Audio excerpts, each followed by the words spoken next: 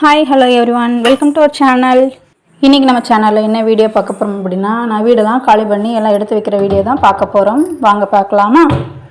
இப்போ மோஸ்ட்லி நான் எல்லாமே எடுத்து வச்சிட்டேன். நீங்கள் இப்போ பார்க்குறப்பே தெரியும் பாருங்கள். மோஸ்ட்லி எல்லாமே பேக் பண்ணியாச்சு. இப்போ தேவையில்லாத ஜாமான் தான் வீட்டுக்குள்ளே வந்து கிடக்குது. இங்கே மோஸ்ட்லி கிடக்கிறது வந்து இந்த வேஸ்ட்டான பழைய பொருள் தான் வந்து வீட்டுக்குள்ளே வந்து நிறைய கிடக்கு. இதெல்லாம் நாளைக்கு காலையில் மார்னிங் தான் நான் எல்லாத்தையுமே க்ளீன் பண்ணி எடுத்து வைக்கணும்.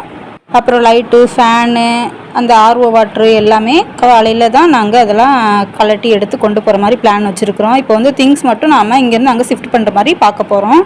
நைட் 11 வந்து வண்டி வர சொல்லியிருந்தோம். கரெக்டாக ஷார்ப்பாக 11 வந்துருச்சு. ஆனால் எல்லா ஜாமானையும் வண்டியில் ஏற்றி எல்லாம் பேக் பண்ணி அனுப்பி வைக்கிறதுக்கு 11:45 கரெக்டாக ஆகிடுச்சு. நம்ம எவ்வளோ தான் பார்த்து நம்மளோட பொருட்களை நம்ம சேஃபாக வச்சுருந்தாலுமே இப்படி ஒரு இடத்துலேருந்து இன்னொரு இடத்துக்கு ஷிஃப்ட் பண்ணி மாற்றி கொண்டு போகும்போது ரொம்ப டேமேஜ் ஆயிரும்னு சொல்லி தான் நான் இது வரைக்கும் எந்த திங்ஸுமே வாங்காமல் வச்சுருந்தேன். இப்போ சூழ்நிலைக்காக நம்ம வாங்கிட்டோம். ஆனால் இந்த தடவை நம்ம எப்படியாவது எதுவுமே டேமேஜ் ஆகாமல் நம்ம ஷிஃப்ட் பண்ணிடணும்னு நினச்சிருந்தோம். ஆனால் என்னோடய பீரோவும் நல்லா நெளிஞ்சிருச்சு, என் டேபிள் நெளிஞ்சிருச்சு, அது மாதிரி என்னோடய ஃப்ரிட்ஜுமே நிறைய ஸ்க்ராட்ச் ஆயிடுச்சு இந்த தடவை. நான் எல்லாமே அங்கே போய் பார்த்ததுக்கப்புறம் தான் எனக்கு தெரிஞ்சு, ஐயோ இப்படி போயிடுச்சே, இப்படி ஆகிரும், இப்படி வம்பா போயிடும்னு சொல்லி தெரிஞ்சு தான் நான் வந்து எந்த பொருளுமே வாங்காமல் அத்தியாவசியமாக இருக்க தேவையான பொருள் மட்டுமே வச்சுட்டே இருந்தேன். ஆனால் இந்த ரொம்பவே கஷ்டமாக இருக்குது, ரொம்பவே நெளிஞ்சிருச்சு. அவங்களுமே சொல்ல முடியாது, சேஃபாக தான் கொண்டு போனாங்க. எப்படினாலும் நம்ம சொல்ல முடியாது இல்லையா, ட்ராவல் பண்ணும்போது எப்படினாலும் நெளிஞ்சிரும். மேலே ஏற்றி கீழே இறக்கும்போது யார் மேலேயும் மிஸ்டேக் சொல்ல முடியாது. இருந்தாலும் கொஞ்சம் ரொம்பவே வருத்தமாக இருக்குது. ஃபஸ்ட்டு நாங்கள் போனது சேலத்துக்கு தான் போனோம். இங்கேருந்து சேலம் போகிற வரைக்கும் அவ்வளோ ட்ராவல் பண்ணி போய் மொத்த திங்ஸுமே சேர்ந்து அன்னை கார்லேயே எங்களை கூப்பிட்டு போனோம்.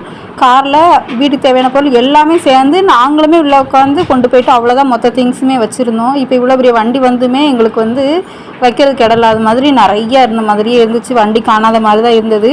மறுநாள் 2 தடவை காரில் போய் ஜாமானை வச்சுட்டு வர்ற மாதிரி ஆகி போயிடுச்சு இந்த தடவை. பாப்பாவுக்கும் விளையாட்டு ஜாமான்களும் கொஞ்சம் ஜாஸ்தி ஆயிடுச்சு. இந்த தடவை பீரோ, டேபிள் அப்படி சொல்லிட்டு அதுவும் வேறு ஜாஸ்தி ஆயிடுச்சு. அதனால் வண்டி வந்து நாங்கள் இது காணும்னு சொல்லிட்டு எக்ஸ்பெக்ட் பண்ணோம். பார்த்தா காணலை. மறுநாள் 2 தடவை ட்ரிப் அடிக்கிற மாதிரி ஆயிடுச்சு. காரில் போய் வச்சுட்டு வந்தாங்க. இப்போ வண்டியெல்லாம் ஏற்றியாச்சு. இந்த கொண்டு போகிறாங்க பார்த்தீங்களா, கிளம்பிட்டாங்க. பின்னாடி இவங்க சேஃப்டிக்கு இவங்களும் கூப்பிட்டு போகிறாங்க. போய் அவங்களுக்கு பாதை தெரியணும் இல்லையா, கூடயே போய் எல்லாம் இறக்கி வச்சுட்டு வர்றதா சொல்லிட்டு போனாங்க. ஒரு வழியாக இப்படியே வண்டியில் ஏற்றி அனுப்பிச்சி வச்சிட்டோம். இப்போ அவங்கள அனுப்பி வச்சதுக்கப்புறமா இப்போ வீடு வந்து இப்படி இருக்குது பாருங்கள். பாப்பா எல்லாருக்குமே ட்ரெஸ்ஸெல்லாம் எடுத்து வைக்க மறந்தே போயிட்டு, மறுநாள் வந்து எப்படி இங்கே குளித்து கிளம்பி போகிறதுக்கு ட்ரெஸ் இல்லைங்கவும் நைட்டு பிற வேறு வழி இல்லையா, ரொம்பவே டயர்ட் ஆகிட்டாங்க. குளிச்சுட்டு மறுபடியும் அதே ட்ரெஸ்ஸே போட்டு எப்படியோ தூங்க வச்சிட்டேன் பாப்பாவெல்லாம் தூங்க வைக்கிறதுக்கு எப்படி 1 ஆயிடுச்சு. மறுபடியும் இதெல்லாம் அப்படி இப்படியே போட்டு நம்மளால் படுக்க முடியாதுல்ல. அதனால் ஓரளவுக்கு எப்படி எல்லாத்தையும் கூட்டி செஞ்சு வச்சு படுக்கிறதுக்கு எனக்கு 3 ஆயிடுச்சு. எப்படியோவும் ஒரு வண்டி நிறைய ஜாமான்லாம் கொடுத்து விட்டதுக்கு அப்புறமே மறுபடியும் இன்னொரு ட்ரிப்பு கூட அடிக்கலாம் போல் இவ்வளோ இருக்கேன்ற அளவுக்கு ரொம்ப ஃபீலிங்காக இருந்துச்சு. ரொம்ப டயர்டாகவும் இருந்துச்சு, முடியவே இல்லை. முடிஞ்ச வரைக்கும் எல்லாமே சரி நைட்டே எல்லா வேலையும் முடிச்சிடணும்னு சொல்லிட்டு தான் ரொம்ப தனியாகவே எல்லாம் பண்ணிகிட்டு இருந்தேன். அவங்க அங்கே போய் இறக்கி வச்சு எல்லாமே அங்கே மாடியில் வேறு வீடா, அதனால அங்கே எல்லாம் இறக்கி வைக்கிறதுக்கு அங்கே 3 ஆயிடுச்சு அப்படி சொல்லி சொன்னாங்க. அதுக்கப்புறம் அவங்க மிட் நைட்டில் இப்படி அங்கிட்டு போயிட்டு வர முடியும், அதனால் ரொம்ப டயர்டாக இருப்பாங்கன்னு சொல்லிட்டு அங்கேயே தூங்க சொல்லிட்டேன். அப்புறம் மார்னிங் கிளம்பி தான் வந்தாங்க.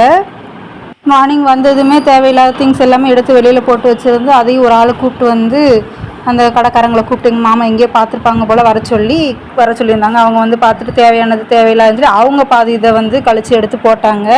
போட்டதில் பாதி மேலே அவங்க வந்து தேவையில்லாத பொருள் அதெல்லாம் எடுக்க மாட்டோம்னு சொல்லிட்டாங்க. நான் எதுக்காக இதெல்லாம் இப்படி சேர்த்து வைப்பேன் அப்படின்னா, எப்படியும் இது தேவையில்லாமல் போகுது. நமக்கு யூஸ் ஆகாத பொருள் மற்றவங்களுக்கு யூஸ் ஆகும் இல்லையா, அதனால தேவையில்லாத பொருள் நம்ம இப்படி கொஞ்சமாக கீழே போட்டோம்னா டெய்லி குப்பையில் போய் அது வேஸ்ட்டாக தான் போகும். அதை சேர்த்து வச்சோம்னா அது யாரோ ஒரு ஆளுக்கு அது பிரயோஜனமாக போகும்னு சொல்லி தான் எடுத்து வைப்பேன். 4 வீட்லேயுமே போட்டிருக்கேன். இது வரைக்கும் ஒரு 30-40 ரூபா தான் கையில் வந்து கொடுப்பாங்க. இந்த தடவை இதெல்லாம் போட்டதுக்கு இந்த ஜாமான் வந்து நான் வந்து வாங்கிக்கிட்டேன். யூஸ்ஃபுல்லாக இருந்துச்சு. ஆனால் நானும் ஈய பாத்திரம் வந்து போட்டிருந்தேன். என்னோடய சோறு பொங்குற பானை, அதுக்கப்புறம் சோறு வடிக்கிற பானையெல்லாம் போட்டதுனால என்னவோ எனக்கு கொஞ்சம் அமௌண்ட்டு சேர்ந்ததுனால இந்த பொருளெல்லாம் வாங்குறதுக்கு முடிஞ்சது என்னால். எப்படியோ ஒரு வழியாக வீட்டை வந்து காலி பண்ணிட்டோம். ரொம்பவே டயர்ட் ஆகிட்டாங்க எல்லாருமேவும். இது மறுநாள் வந்து ஒரு ட்ரிப்பு போயிட்டு வந்துட்டு இவங்க ரொம்ப டயர்டாகி படுத்துட்டாங்க. ஷோல்டர்லாம் தூக்கவே முடியல அப்படி சொல்லிட்டு என்னோடய ஹஸ்பண்ட் வந்து ரொம்பவே டயர்டாகி ஃப்ளாட் ஆகிட்டாங்க. அப்புறம் பாப்பா எல்லாருமே மேலே ஏறி மிதிச்சு விட்டு ரொம்ப பெயினாக இருக்குன்னு சொல்லவும் பாப்பாலாம் மேலே ஏறி விளையாடுற மாதிரி மேலே ஏறி விளையாட சொன்னால் கொஞ்சம் பெயின் கில்லராக இருக்குமே அப்படி சொல்லிட்டு அப்புறம் இங்கேருந்து கிளம்புறதுக்கே ஈவினிங் ஆயிடுச்சு. மார்னிங் அப்புறம் ஆஃப்டர்நூன்லாம் வெளியில் தான், கடையில் தான், ஹோட்டலில் தான் சாப்பாடு வாங்கி சாப்பிட்டோம். அப்புறம் சாவி எல்லாமே கொடுத்துட்டு கிளம்புறதுக்கு ஈவினிங் ஆயிடுச்சு. ஈவினிங் தாங்க நாங்கள் இங்கேருந்து காலி பண்ணி போனோம். மறுநாள் ஆயிடுச்சு. மறுநாள் நம்ம இங்கே இருப்போன்றது தெரிஞ்சு தான் நான் வந்து துணிங்கள்லாம் கொடுத்து விடலை. அழுக்கு துணியெல்லாம் இருக்கட்டும்னு சொல்லிட்டு இங்கே இருந்ததுனால எல்லாம் துவைச்சி எடுத்து போட்டு வச்சுருக்கேன் பாருங்கள். இதையுமே கையோட மடித்து எடுத்து கொண்டு போயிடணும்னு சொல்லிட்டு நாங்கள் மார்னிங்கே கிளம்புவோன்னு நினச்சோம். ஆனால் ஈவினிங் ஆயிடுச்சு. நல்லபடியாக அதுலேயே இந்த ஒரு வேலையை முடிஞ்சிருச்சு. எனக்கு இவ்வளோ துணியும் துவைச்சி எடுத்துட்டேன். ஃபைனலாக இந்த கயிறெல்லாம் கழட்டிட்டு வரல, நாங்கள் மறந்துட்டு வந்துட்டோம். அது புது கயிறு வேறு, பழைய கயிறை கூட எடுத்துகிட்டு வந்தோம்.